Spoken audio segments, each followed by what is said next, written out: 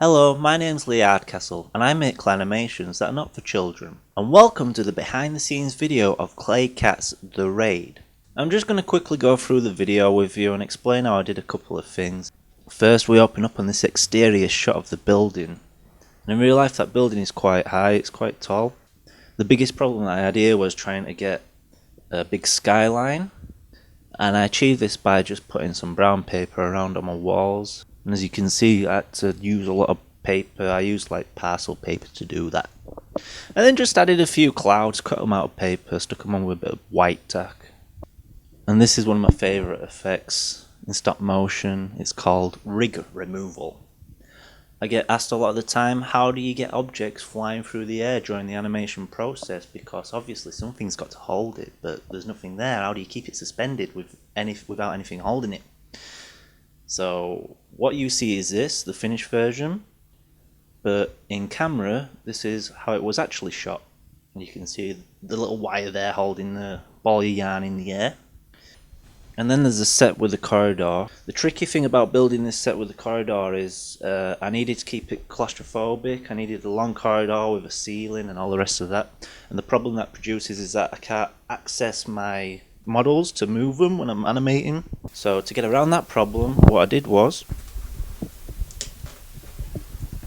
so like here's the set of the corridor. Don't know if you can see that.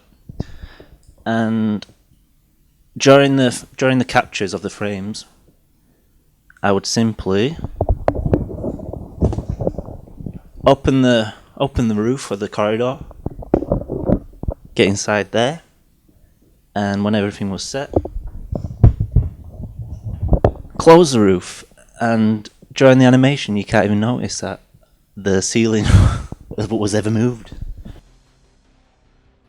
Then you can see the multi-story level of the vertical corridor, and this was achieved by just building it out of cardboard boxes. I stacked 3 corners of a cardboard box on top of each other, just used a glue gun to secure all that, and made it sturdy enough to hold 2 dozen claymation cats.